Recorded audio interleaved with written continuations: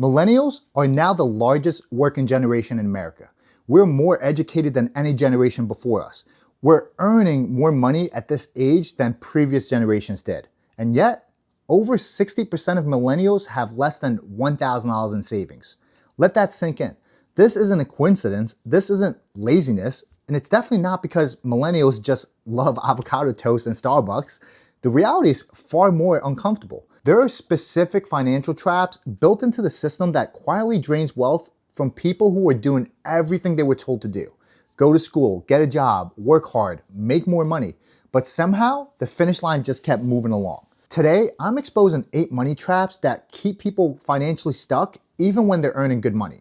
And once you see them, you can't unsee them. This is not going to be one of those feel-good personal finance videos where I just keep telling you to skip Starbucks and everything magically works out. Because the truth is, the biggest financial problems most people face today aren't about just coffee or budgeting apps. They're about structural traps that quietly shape your financial behavior. Some of these traps are cultural, some of these are psychological, and some are built directly into the financial system itself. And the reason they're so dangerous is because they don't feel like traps when you're inside them. They feel normal, they feel responsible, they feel like what everyone else is doing. But when you zoom out, you realize they're systematically slowing down your wealth building by decades. Quick context, before we jump in, I built my first million by age 30. Not because I was lucky, not because I had rich parents, not because I had some secret investing trick. It happened because around age 25, I started recognizing these traps and I began systematically avoiding them. The difference between people who build wealth and people who stay often stuck comes down to seeing the game clearly. So let's start with the first trap, and this one might surprise you. The first trap is your savings account. Now let me be clear, saving money is good. Emergency funds are essential. But the trap happens when people confuse saving money with building wealth. Right now, high yield savings accounts pay roughly 4 to 5%. That sounds great, but here's the problem.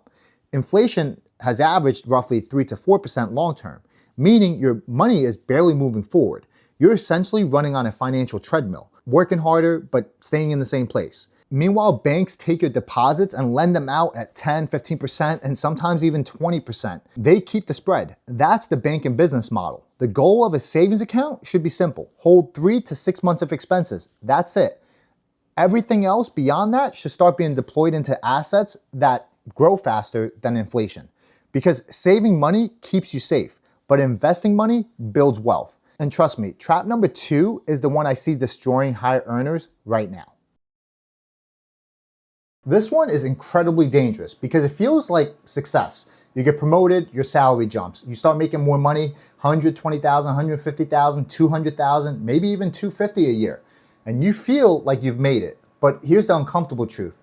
Income is a stream. Wealth is a reservoir. And if you're earning 250,000 but spending 230, you're not wealthy. You're simply temporarily well paid. I've personally seen people making $500,000 a year who could not survive 2 months without a paycheck. Meanwhile, I've also seen people making $60,000 a year quietly building investment portfolios. The difference is simple, conversion rate. How much of your income gets converted into assets? Every dollar you earn should have a destination, either lifestyle or ownership. The wealthy focuses on ownership because assets eventually replace income. Income alone never does. And speaking of emotional financial decisions, trap number 3 hits millennials harder than almost anything else. If you're a millennial, you've probably heard this sentence hundreds of times. Renting is throwing away money.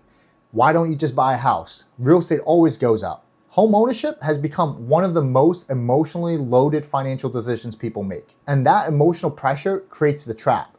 Because the truth is, homeownership is not automatically a good investment. Once you factor in mortgage, interest, property taxes, insurance, maintenance, HOA fees, opportunity cost of your down payment, the math becomes far more complicated. In some markets, renting is actually financially superior for years. Yet people rush into buying homes because they feel social pressure. Meanwhile, something interesting has been happening. Large investment firms have been buying tens of thousands of single-family homes. They run the numbers, they understand the economics, they buy when the math works, and they wait when it doesn't. And that's the key lesson. Buy real estate when the numbers make sense, not when your relative asks you at Thanksgiving. Now, this trap might upset some people, but it needs to be said. The average financial advisor charges about 1% of assets in under management. That doesn't sound like much, but over time, it becomes enormous. Imagine building a $500,000 portfolio. 1% a year means you're paying out $5,000 annually. Over 30 years, that fee alone can cost hundreds of thousands of dollars. And here's the shocking part. Most actively managed funds underperform the market. Research has repeatedly shown that low-cost index funds outperforms the majority of active managers, which raises a fair question. Why pay someone 1% to underperform something that you can buy for easily 0.03%? For many millennials, the best investing strategy early on is incredibly simple. Index funds consistently, investing long-term horizons. Financial advisors can become useful later on, but early wealth building usually requires discipline more than complexity. Quick pause. If you're enjoying this video, please hit that like button and as well consider subscribing. It is greatly appreciated as I'm trying to still get to 1,000 subscribers. And for you doing that, here's a cute picture of my dog, Angel.